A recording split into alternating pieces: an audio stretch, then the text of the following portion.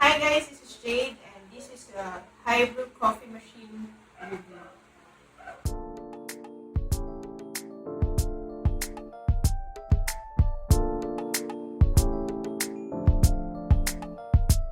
So itong HiBrew coffee machine, nabili ko siya sa Lazada for 5,591. Tsaka eto, nabili ko siya ng wala pang tax. So ngayon medyo mataas na siya. So na-receive namin siya na nandito, nakalagay din sa box. So ito yung box niya. Makikita nyo dito na iba yung kulay. Dito sa side na ito. Meron siya kasi tatlong kulay. Itong ganitong kulay, then the black, and then the white. So, you can also see the specification dito sa box niya. Kung ano yung mga kasama, kung ilang volts siya. At makikita nyo kung yung compatibility adapter niya is Nespresso compatible, Dolce Gusto compatible, and ground coffee compatible.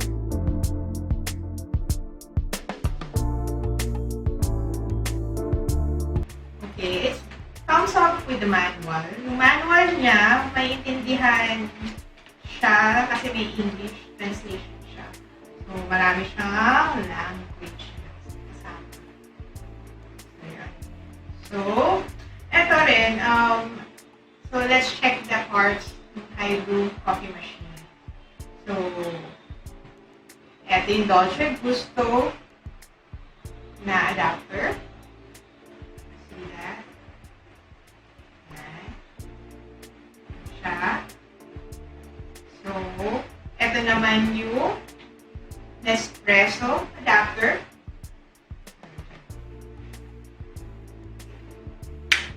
And this is the ground coffee, for the ground coffee adapter.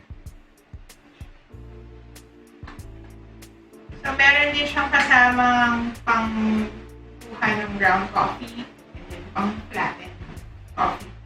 At saka ito, para to sa may water lid na. And then, meron siyang free na coffee na pang-test. So, malaman nyo kung okay ba. Gumagana ba yung machine.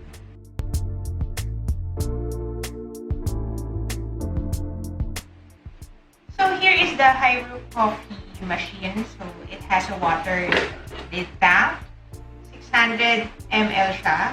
So, meron siyang indicator kung hanggang saan siya may maximum lang na kaya ng tubig. So, hanggang dito siya. So, let's put it back here in the machine. And then, etong saksakan niya, may kasama ng adapter.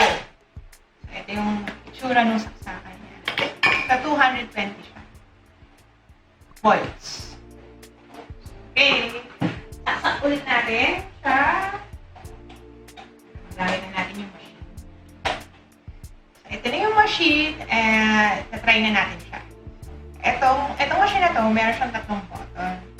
Ito yung on-off start. On and off button. Tapos may small cup button. And meron siyang big cup button. So, ito yung water lid niya. Meron siyang indicator kung hanggang saan lang yung tubig. And we'll open it. Let's put water on it. Hanggang sa maximum capacity niya. Kasi, tatlo yung itatry natin. Close natin.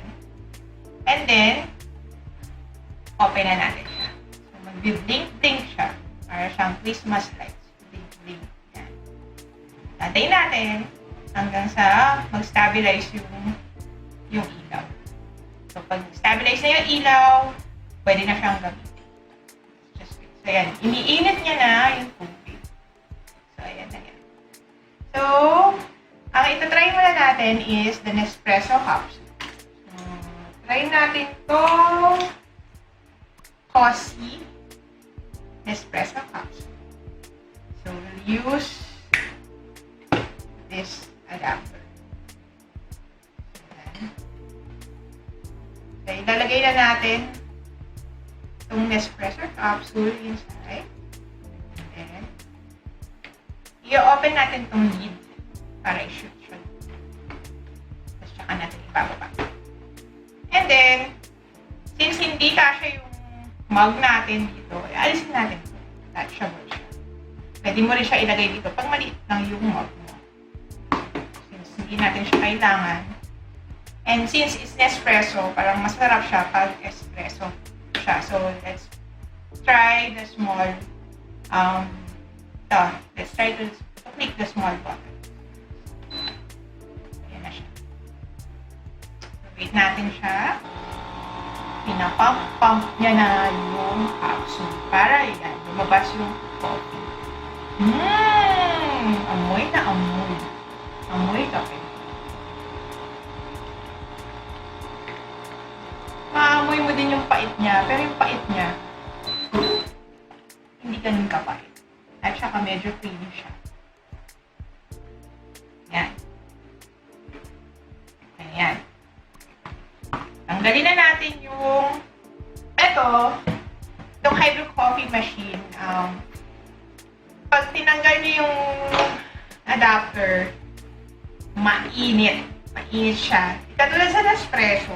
Nespresso kasi, pagtapos ka na, pag in-open mo na yung lid niya, inangat mo na, babaksak na agad yung capsule. Dito, hindi. At ito nga, mainit siya. So, kung gusto mo nang magkakape yung jowa mo, kailangan mo siyang i-open. Mainit siya. Yan.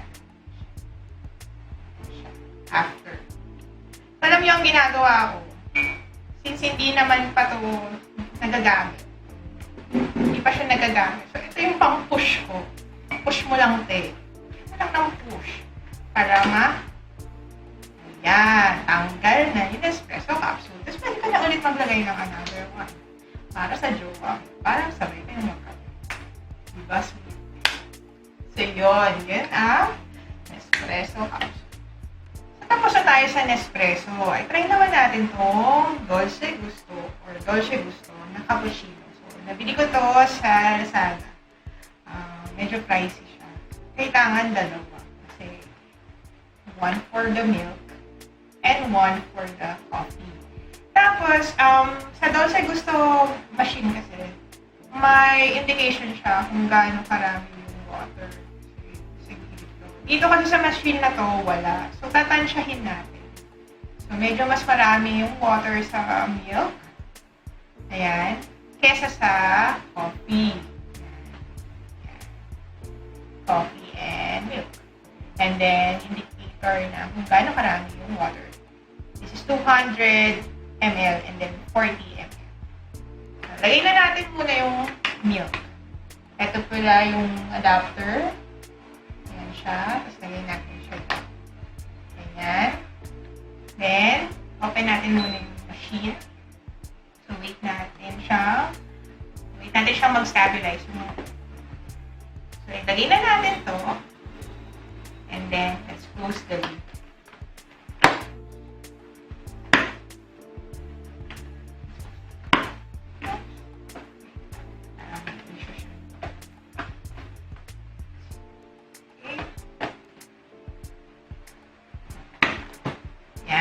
Medyo matigas lang siya. So, ayan na. Okay na. At lagay na natin yung mug natin. Medyo malaki yung mug natin. Ayan. Gulo-gulo na. Stabilize lang natin yung mug. Para umokay siya. So, since nga, wala siyang indicator kung gaano karaming tubig, itry natin muna yung small cup. Tapos, pag gusto nating dagdagan, pindot-pindot lang tayo. So, try natin itong small cup. Yan. Naririnig nyo ba yun?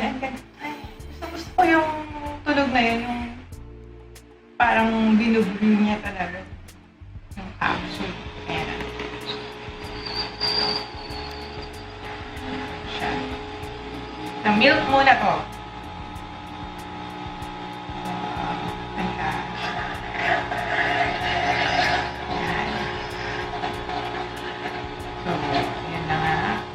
Mukha siyang milk.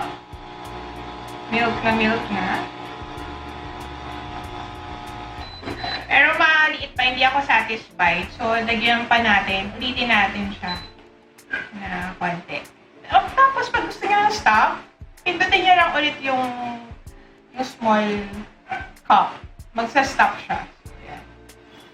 Lagyan pa natin ulit kasi konti.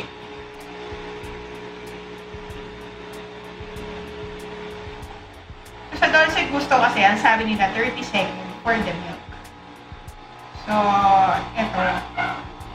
Hindi ako nakapag-count ng 30. So, tansyahan na lang namin. So, sa tingin ko, 2 pindot for the small cup. Ayan. 2 pindot ako. At yan yung resulta. So, I think, try pa natin isa pa.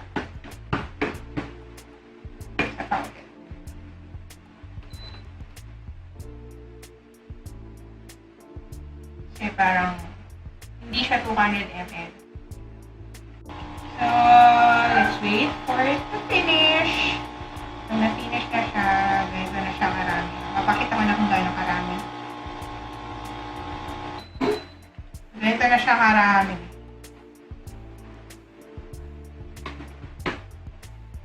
Okay na, kita niyo. So, medyo marami na. Next, yung coffee.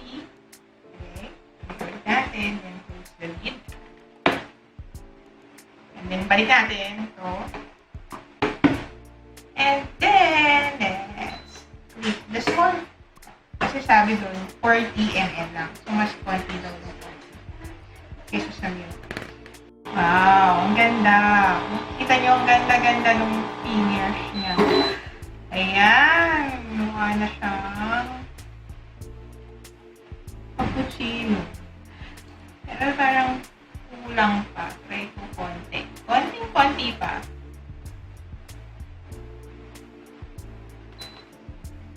Pindot ulit ako. Kasi stop ko na lang siya pag feel ko na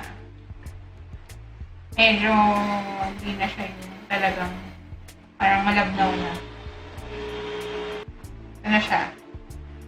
See? It's cappuccino!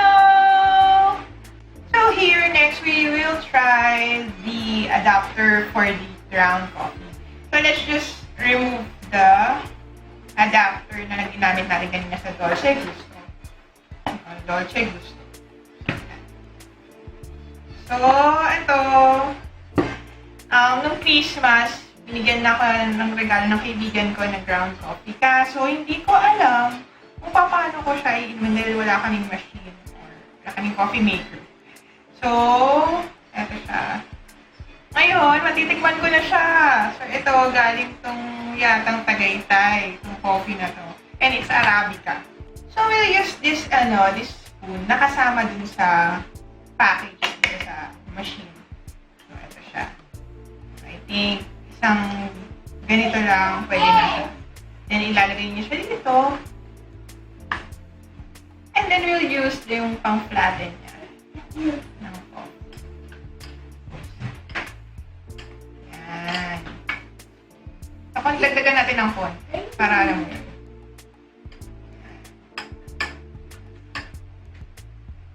Ang amoy nito, ano siya, barako.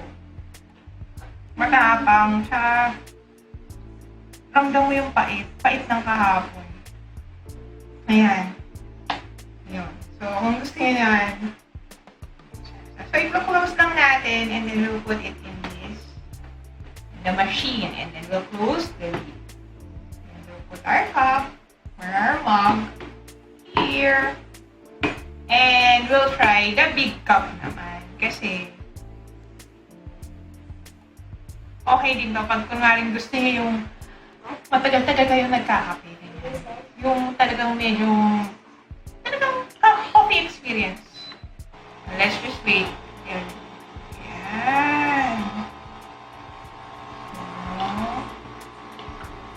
Brew niya din yung Let me see you, Mommy. yeah, Mommy. it's hot. Wow, it does really work. Right. How does it smell? How does it smell? I don't know. dami na. That's okay. Ayan! So, tingnan nyo siya. So, ito wala itong cream. Pero, yung itsura niya, creamy. Ayan.